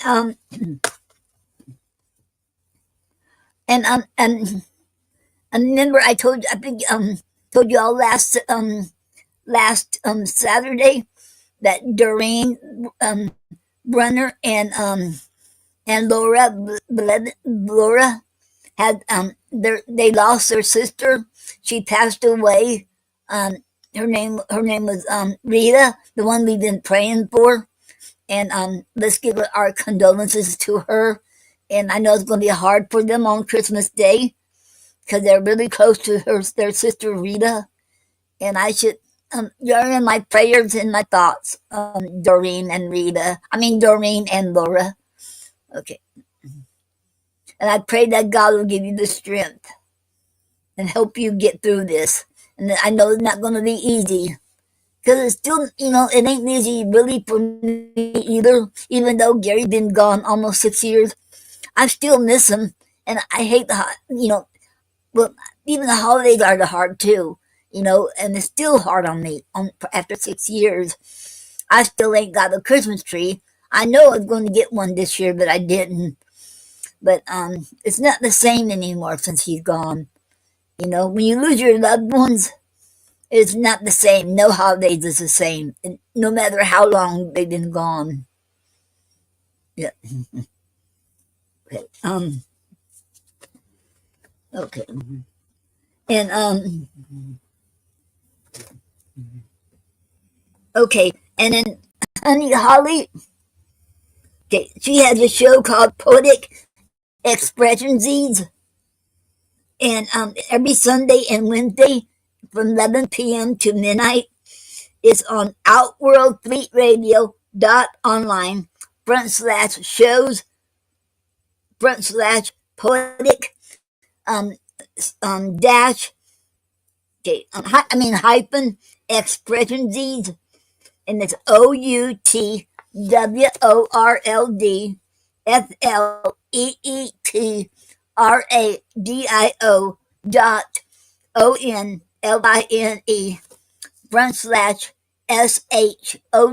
front slash POETIC hyphen XPRESSIONZ. Okay. And she also has a page on Ko-fi, ko-fi.com front slash HUNIIE. And she has oils up there and bracelets too. And if you need a life coach, she is very well qualified too. So check her out up there. Okay. And Gina Storm. And by the way, and those are beautiful bracelets she makes too, that Honey Holly makes. So check her out on Copy. Okay. And Gina Storm and Brother O and Nina Purple has a show called Voices Behind the Pen. And every Monday night at 9 p.m.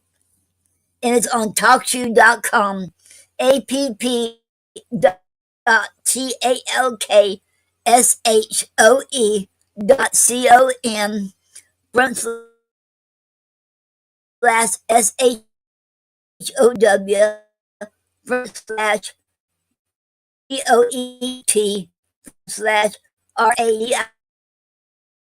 Sorry, you all. ap.thealk.com/SHOE.COM/POET-RADIO-STATION. Okay. And if you want to read your poem, you can read your poem. You can call in it. I don't have the number here. Okay. And Nyla Alicia has a show called the Speakeasy Cafe Open Mic Poetry Radio Show, and I'm hoping Thursday she'll have her Blog Talk Radio won't be down. Last few weeks, Blog Talk Radio has been down, and so she couldn't do her 18th year anniversary. And let's pray that she will have her show this coming Thursday. Her show is a Speakeasy Cafe Open Mic Poetry Radio Show every Thursday night from 8 to 11 p.m. And right now it's on blogtalkradio.com/Speakeasy Cafe. BLOGTALK.com/SPEAKEASYCAFE. Okay. And after the January the 31st, Blog Talk Radio is shutting down permanently, closing out. So hopefully, let's pray that she'll have her show this Thursday night. And she's still looking for a venue. Okay, for a venue where where she can have her show. And I will keep you keep you updated on if when she finds one another place. Okay. Okay. On YouTube, great. I mean, Craig Kirkland has a YouTube channel. YouTube at Great Amadea at capital G REAT capital AMAZIYAH. And you should check his YouTube site out. He has a show every Sunday night at 5:00 p.m. And it is awesome. And he also has movies of his he has done on there. And he also has where he recites poetry and different events. So check him out. It is an awesome site to check out. So go there. And Tom Cartwright has a YouTube channel too. He's in his 70s, and he has a show. He lives in Indiana, and his show is about him trying to be a country boy, and he talks about different subjects. So go check him out. It's about life and about the events going around, and he's at YouTube, and it's at TOMCARTWRIGHT. Oh, by the way, when I mentioned about Gina, I forgot to tell you she has something going on every night or day of the week, either on TalkShoe or on Blog Talk Radio or on the Clubhouse. And she won't be that much there on there either on Blog Talk Radio. Like I said, Blog Talk Radio is going down, shutting down permanently on January 31st. And that is one of the sites I have never even thought of. I never thought Blog Talk Radio will ever shut down. It is so sad because it's been there like forever. You know what? And Nyla, that's proof it's been there forever because Nyla has been using Blog Talk Radio for the last 18 years. So that that is an awesome place. But they have to shut down, and it's so sad, to see that shutting down. And I'm sorry to see that. It's a shame too. but it was a great place to go to. You know, I'm so sorry. Okay, and Michael Anthony Ingram, he's a host and founder of Quintessential Poetry YouTube. Okay, and his YouTube channel is at capital Q, capital P, underscore, capital Y, OU, capital T, UBE. And his website is QLPORYT.com.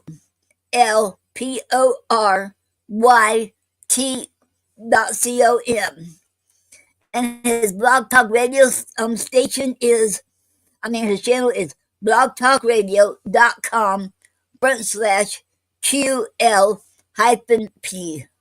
Okay. Um, okay.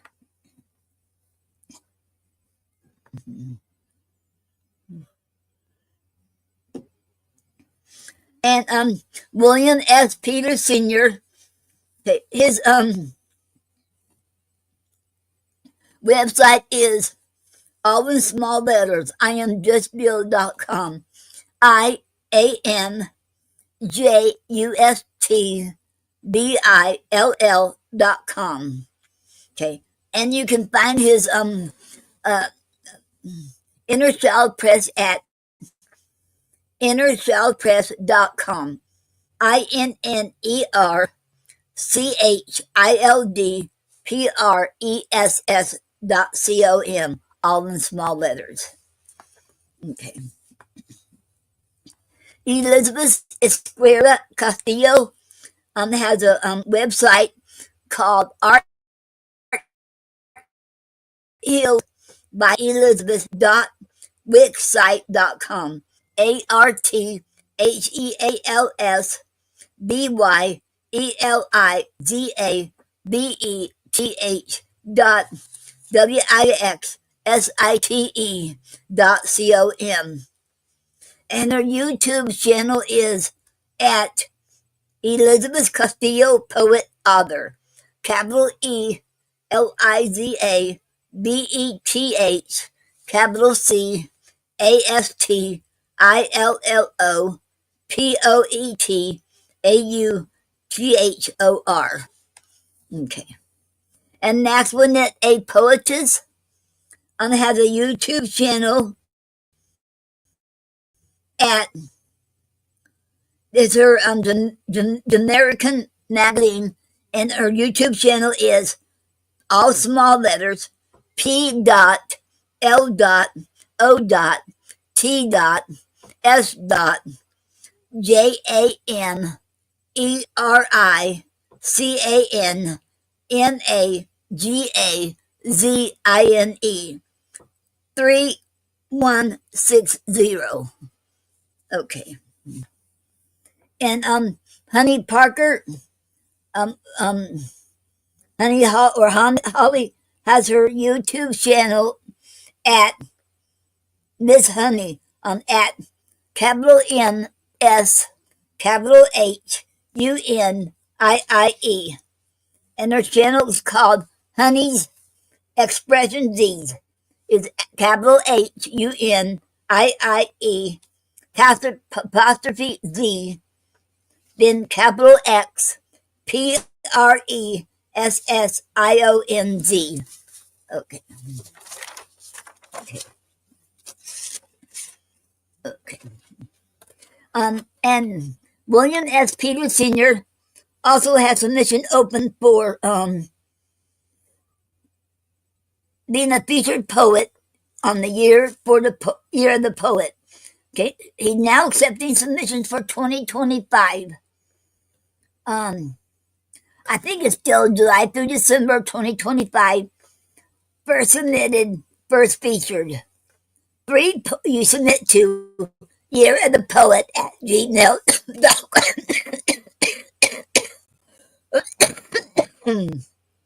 Uh-oh.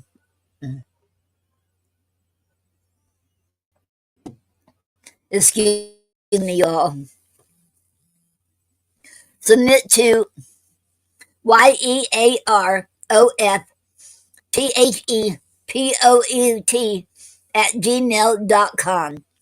Three poems, picture of the poet, bio of 100 words or less. This enterprise is wholly underwritten by Inner Child Press International, building bridges of cultural understanding. InnerChildPress.com. INNERCHILDPRESS.com. Okay. Um. Let's see this.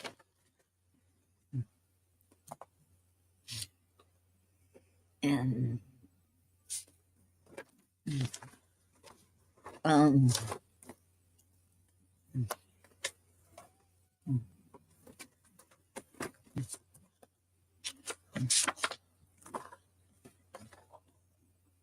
Um.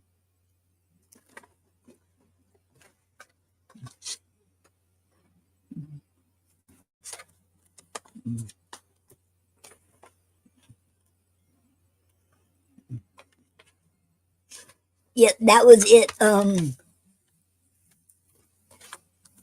Okay, that was it of announcements too. Okay.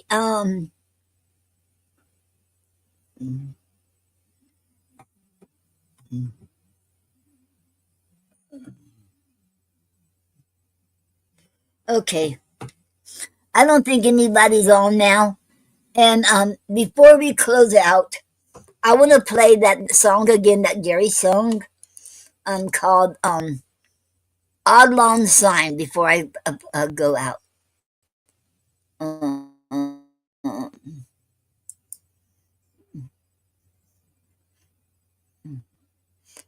Okay.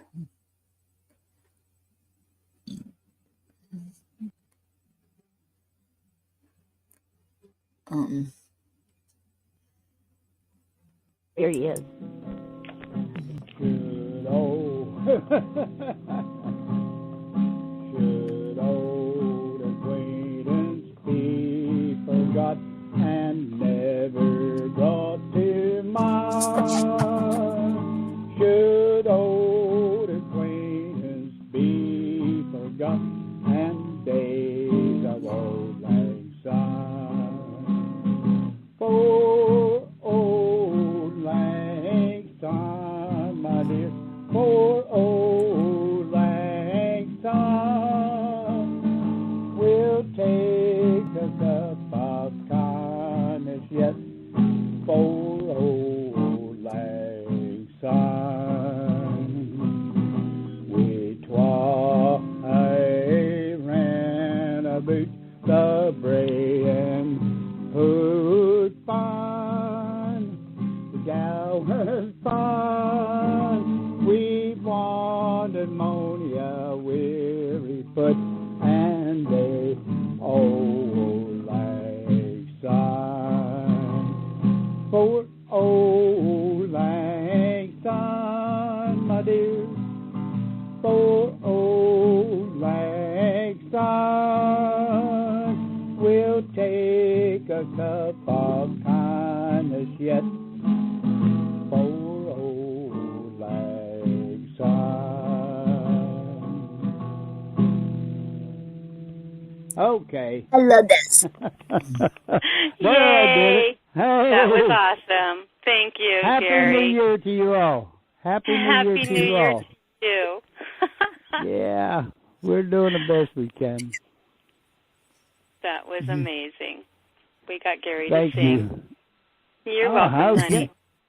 Okay. Let me catch you again next week, okay, baby? All right, sweetheart. Thank you so much. All right. Here's Noreen, girl. Okay. And that was Gary singing "Odd Long Sign," and that was Nyla, Alicia, the host on Speakeasy Cafe, and Gary was singing that right there. And okay, well, since there's nobody coming on right now, I don't see nobody on here coming on right now, so I'll be closing out, and I will be back on Facebook and answer y'all personally as soon as I eat my supper. I gotta eat my supper first, and and then then I'll be back on. And you all, and I wish everyone a Merry Christmas. I hope you have a Merry Christmas and have a good one. And remember, Jesus is the reason why we celebrate Christmas. So, um, and He's the one. Okay, Merry Christmas, everyone. And I wish you all. I pray that y'all make good memories, make happy memories with your family and your friends and your loved ones, and have a good time. Enjoy it, and be safe and be good, and be safe and be careful out there, you all. It's a getting dangerous world out there driving anywhere. So if you all have to travel, should be careful. And if you're up north where it's cold, where Gina is and Doreen and Mark and Paul and all them, stay warm, you all. It's cold up there, so stay warm. And I wish you all Merry Christmas. And if y'all live up north or where the snow is, I wish y'all have a Merry White Christmas or have a Merry Green Christmas like down here, whichever part of the world you're at.